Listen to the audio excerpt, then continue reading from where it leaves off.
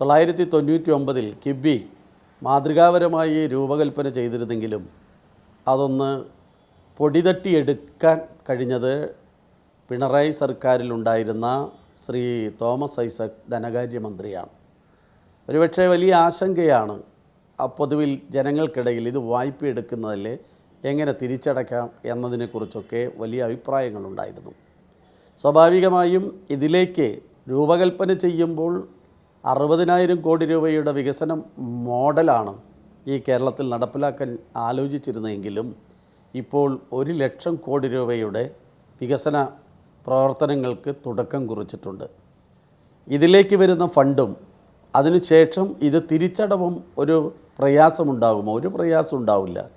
സ്വാഭാവികമായും ഇന്ധനത്തിൽ നമുക്ക് ലഭിക്കുന്ന സെസ്സായിട്ടോ അല്ലെങ്കിൽ ടാക്സായിട്ട് ലഭിക്കുന്നതിൻ്റെ ഒരു വിഹിതം 25 വർഷത്തിലേക്ക് നാം തിരിച്ചടയ്ക്കാൻ വേണ്ടി തീരുമാനിച്ചാൽ എടുക്കുന്ന വായ്പയും പ്രവർത്തനങ്ങളുടെ പൂർത്തീകരണവും തിരിച്ചടവും കഴിയും എന്ന ആത്മവിശ്വാസത്തിലാണ് ഇതിന് തുടക്കം കുറിക്കാൻ തീരുമാനിച്ചത്. അധികാരത്തിൽ വന്ന ആദ്യ ഘട്ടത്തിൽ തന്നെ 140 നിയമസഭാ മണ്ഡലങ്ങളിലും ഒരു ലോകോത്തര നിലവാരത്തിലേക്കുള്ള വിദ്യാഭ്യാസ കെട്ടിടങ്ങളുടെ നിർമ്മാണ പ്രവർത്തനങ്ങൾക്കാണ് തുടക്കം കുറിച്ചത്. 5,40,00,000 ചെലവഴിച്ച് നെന്മാറ നിയോജകമണ്ഡലത്തിൽ Nenmara government boys higher secondary സ്കൂളിൽ കെട്ടിടവും അതിൻ്റെ പ്രവർത്തനങ്ങൾ പൂർത്തീകരിച്ച് ഇന്നവിടെ ക്ലാസ് നടക്കുകയാണ്.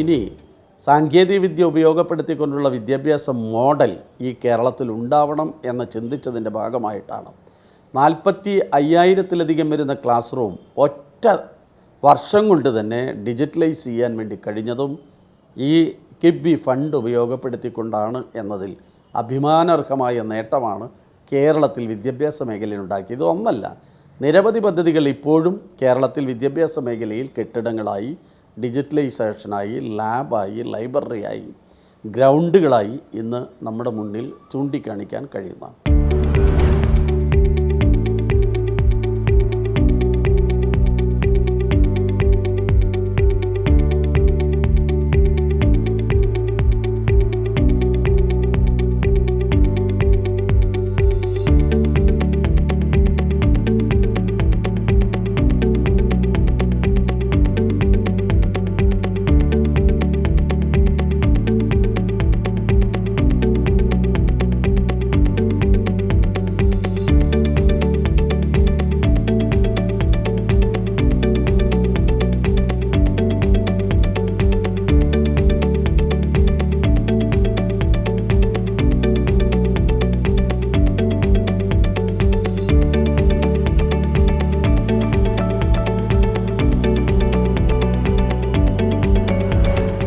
പാലക്കാട് ജില്ലയുടെ കിഴക്കൻ മേഖലകളിൽ താമസിക്കുന്ന ഞങ്ങളെപ്പോലുള്ള ജനപ്രതിനിധികളും ജനങ്ങളും നേരിടുന്നതാണ് കുടിവെള്ള പദ്ധതി.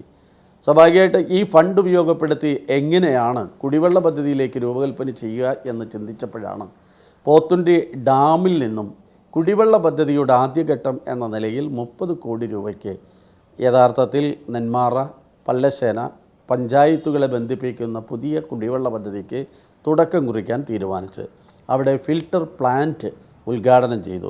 ആ ഫിൽട്ടർ പ്ലാന്റ് ഉപയോഗപ്പെടുത്തിയാണ് ഇപ്പോൾ അയിലൂര്, മേലാർകോട് പഞ്ചായത്തുകളിലേക്കുൾപ്പെടെയുള്ള കുടിവെള്ളം എത്തിച്ചു കൊടുക്കാൻ നമുക്ക് കഴിഞ്ഞത്. അതേപോലെ തന്നെയാണ് പിന്നീടാണ് ജലനിധി വന്നത്, ആ ജലജീവൻ മിഷൻ വന്നത്. ആ മിഷൻ്റെ ഭാഗമായി ഫണ്ട് കൂടെ ഉപയോഗപ്പെടുത്തിയപ്പോൾ ഈ നെന്മാറ നിയോജകമണ്ഡലത്തിലെ 10 പഞ്ചായത്തുകളിലേക്ക് ആവശ്യമായ കുടിവെള്ളം എത്തിക്കാനുള്ള പദ്ധതികളുടെ അടിസ്ഥാന തുടക്കം കുറിക്കുന്നത് കിഫ്ബി ഫണ്ട് ഉപയോഗപ്പെടുത്തിക്കൊണ്ടാണ് എന്നതിൽ ഏറെ സന്തോഷിക്കുന്ന ഒരു വ്യക്തിയാണ് ഞാൻ. എൻ്റെ നിയോജകമണ്ഡലത്തിലെ ഏറ്റവും പ്രധാനപ്പെട്ടതായി ഒന്ന് ചർച്ച ചെയ്യപ്പെടുന്നതാണ് കൊടുവായൂർ ബൈപ്പാസ്. യഥാർത്ഥത്തിൽ അത് തുടക്കം കുറിക്കാൻ 15 കോടിയാണ് ബഡ്ജറ്റിനകത്ത് വകയിരുത്തിക്കൊണ്ടാണെങ്കിലും ഇപ്പോൾ അത് 32 കോടി രൂപയുടെ വകയിരുത്തപ്പെട്ട ഒരു വലിയ പദ്ധതിയാണ് കിഫ്ബിയിൽ കൊടുവായൂർ ബൈപ്പാസ്. ആ കൊടുവായൂർ ബൈപ്പാസിന് യഥാർത്ഥത്തിൽ ഇപ്പോൾ അതിൻ്റെ കറൻറ്റ് സ്ഥിതി എന്ന് പറയുന്നത് ഭൂമി ഏറ്റെടുക്കേണ്ട അവസ്ഥയിലേക്ക് അക്വിസേഷന് വേണ്ടിയുള്ള പോവുകയാണ്. അടിയന്തരമായി ആ പ്രവർത്തനങ്ങൾ പൂർത്തീകരിച്ച് നമുക്ക് കൊണ്ടുവരാൻ കഴിയും. മറ്റൊന്നാണ് നെന്മാറ നിയോജകമണ്ഡലത്തിലെ മറ്റൊരു മേജർ പ്രൊജക്റ്റാണ് നമ്മുടെ ഊട്ടറപ്പാലം. 85 വർഷങ്ങൾക്ക് മുമ്പ് ബ്രിട്ടീഷുകാർ പണിതിട്ടുള്ള പാലമാണത്. അപകടകരമായ സാഹചര്യം ഉണ്ടാകുന്ന 2012 പ്രഖ്യാപിച്ചിട്ടും അതിനൊരു തുടക്കം കുറിക്കാൻ കഴിഞ്ഞ കാലങ്ങളിൽ എന്തുകൊണ്ടോ കഴിഞ്ഞില്ല. എന്നാൽ പദ്ധതിക്ക് ആവശ്യമായ ഫണ്ട്, അതുപോലെ തന്നെ അവിടെയാണ് ഊട്ടറ റെയിൽവേ പാലത്തിനൊരു ക്രോസ്, ഈ ലെവൽ ക്രോസുകളില്ലാത്ത ഒരു കേരളം എന്ന നിലയിലേക്കുള്ള പദ്ധതിയുടെ തുടക്കം കുറിച്ചപ്പോൾ അതിലേക്ക് രണ്ടും ആയി ഏകദേശം 20 കോടിയിലധികം രൂപ നമുക്ക് മാറ്റിവെക്കേണ്ടി വന്നു. അതിൽ ആദ്യഘട്ടത്തിൽ ഊട്ടറ പാലത്തിൻ്റെ ടെൻഡർ നടപടികളിൽ എത്തി നിൽക്കുന്നു. മേമ്പാലം റെയിൽവേ കൂടെ സംയോജിപ്പിച്ചു കൊണ്ട് പോകേണ്ടതുള്ളത് കൊണ്ട് ആ മേമ്പാലത്തിന് റെയിൽവേ ഡിപ്പാർട്ട്മെൻറ്റിൻ്റെ അനുവാദത്തോടു കൂടി പോകാനാണ് തീരുമാനിച്ചത്. ഇതിനാവശ്യമായ ഭൂമി 6.5 കോടിയോളം രൂപ ചെലവഴിച്ച് അവിടെ താമസിക്കുന്ന വ്യക്തികൾ സ്വമനസാലെ നമ്മുടെ ഈ പദ്ധതിക്ക് ആവശ്യമായ ഭൂമി വിട്ടുകൊടുത്തു. അവർക്ക് മുഴുവൻ പണവും ഇതിൻ്റെ ഭാഗമായിട്ട് കൊടുക്കാൻ വേണ്ടി കഴിഞ്ഞു. ഇതൊന്നല്ല, ഹിൽ ഹൈവേയുടെ വരവുണ്ട്. 3 ഘട്ടങ്ങളിലായിട്ടാണ് നെന്മാറ നിയോജകമണ്ഡലത്തിലൂടെ കടന്നു പോകുന്നത്. ഏകദേശം 12 മീറ്ററിലധികം വരുന്ന വീതിയുള്ളിടത്താണ് ഇത് നടപ്പിലാക്കുക. അതിൻ്റെ 1, 2 ഘട്ടം എന്ന് പറയുന്നത് അങ്ങ് മുതലമട പഞ്ചായത്തിൽ ആരംഭിച്ച് കൊല്ലങ്കോട് ബൈപ്പാസിന് അടുത്തുകൊണ്ട് നിർത്തി, രണ്ടാം ഘട്ടം എന്ന് പറയുന്നത് വട്ടേക്കാട് നിന്ന് ആരംഭിച്ച് നെന്മാറ കഴിഞ്ഞു പോകുന്നതാണ്. അതും 2 ബൈപ്പാസുകളിലേക്ക് കൊണ്ടെത്തിക്കുന്ന രൂപത്തിലേക്കുള്ള 1ാം ഘട്ട പ്രവർത്തനം ഏറ്റവും അടുത്ത് തന്നെ ആരംഭിക്കാൻ കഴിയും എന്ന രൂപത്തിൽ എത്തിക്കാൻ വേണ്ടി കഴിഞ്ഞിട്ടുണ്ട്. നെന്മാറ നിയോജകമണ്ഡലത്തെ സംബന്ധിച്ച് ഏറ്റവും പ്രധാനപ്പെട്ട മറ്റൊരു മേഖലയാണ് ഈ ഗവൺമെൻറ്റിൻ്റെ കർഷകരോടുള്ള മനസ്സാണ്. അതിൻ്റെ ഭാഗമായിട്ടാണ് മുതലമട ഗ്രാമപഞ്ചായത്തിലെ കുറ്റിപ്പാടത്തുള്ള സീഡ് ഫാമിനകത്ത് 5 ഏക്കർ ഭൂമി വീണ്ടെടുത്ത് അതിൽ ഏകദേശം 22 കോടിയിലധികം വരുന്ന രൂപ ചെലവഴിച്ച് ഒരു മാംഗോ ഹബ്ബ്, മാങ്ങ ഉൽപ്പാദിപ്പിക്കുന്ന കർഷകരിൽ നിന്ന് ഏറ്റെടുക്കുക മാത്രമല്ല അത് സംസ്കരിച്ച് ആവശ്യമായ രൂപത്തിൽ കയറ്റുമതിയിലേക്കും അനുബന്ധമായ പ്രൊഡക്ഷൻ എന്ന നിലയിൽ അവിടെ ഉൽപ്പാദിപ്പിച്ച് മറ്റു പ്രൊഡക്ടിവിറ്റി ഉണ്ടാക്കുക, തൊഴിലവസരങ്ങൾ സൃഷ്ടിക്കുക എന്ന ലക്ഷ്യത്തോടു കൂടി മാംഗോ ഹബ്ബും ഞങ്ങളവിടെ നടപ്പിലാക്കാൻ വേണ്ടി തീരുമാനിച്ചിട്ടുണ്ട്. മറ്റൊന്നാണ് നെന്മാറ CHSCക്കകത്ത് ഒരു ഐസൊലേഷൻ വാർഡിൻ്റെ പണി പൂർത്തീകരിച്ചു. അതിലെ കിടത്തി ചികിത്സിക്കാൻ കഴിയാവുന്ന തരത്തിലേക്കുള്ളൊരു വലിയ മാറ്റം അതിനകത്ത് കൊണ്ടുവരാൻ വേണ്ടിയും നമുക്ക് കഴിഞ്ഞിട്ടുണ്ട്.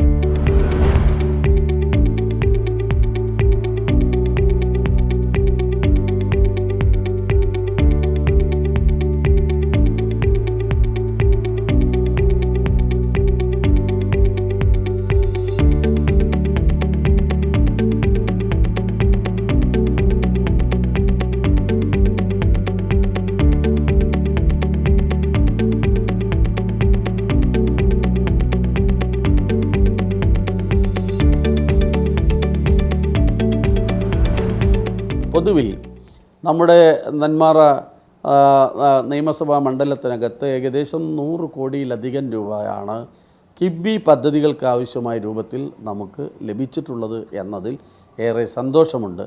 മറ്റൊരു കാര്യം, ഈ കിഫ്ബി മോഡൽ പദ്ധതിയെക്കുറിച്ച് ആക്ഷേപം പറയുന്ന കേന്ദ്ര ഗവൺമെൻറ് തന്നെ സ്വാഭാവികമായും കേന്ദ്ര ബഡ്ജറ്റിന് പുറത്ത് 6 ലക്ഷം കോടി രൂപ വായ്പയെടുത്ത് നാടിൻ്റെ വികസനം ഇന്ന് നടപ്പിലാക്കുക എന്ന പ്രഖ്യാപനം എനിക്ക് തോന്നുന്നത് 2 വർഷം മുമ്പുള്ള ബഡ്ജറ്റിൽ പ്രഖ്യാപിച്ചിട്ടുള്ള അതേ മോഡൽ നമ്മൾ നേരത്തെ ആരംഭിച്ചു. കേരള മോഡൽ ഇപ്പോൾ അവരത് ഏറ്റെടുക്കാൻ പോകുന്നു. പക്ഷേ ഒരു പ്രതിസന്ധി എന്ന് പറയുന്നത് ഇങ്ങനെ വായ്പയെടുത്ത് ചെയ്യുന്ന വികസനങ്ങൾക്കൊക്കെയും വായ്പാ പരിധിയിൽ ഉൾപ്പെടുത്തി കേരളത്തെ ഞെക്കിക്കൊല്ലുക എന്ന ലക്ഷ്യത്തോടു കൂടിയാണ് കേന്ദ്ര ഗവൺമെൻറ് പോകുന്നത്. സ്വാഭാവികമായും സാമൂഹ്യ സുരക്ഷിതത്വം ഉറപ്പാക്കാൻ വികസന മാതൃക കൊണ്ട് ഈ കിബി പദ്ധതിയിലൂടെ മുന്നോട്ട് പോകാൻ തന്നെയാണ് നമ്മുടെ ഗവൺമെൻറ് തീരുമാനിച്ചിരിക്കുന്നത്. അതിന് പൂർണ്ണമായും ജനങ്ങളുടെ പിന്തുണയാണ് വേണ്ടത്.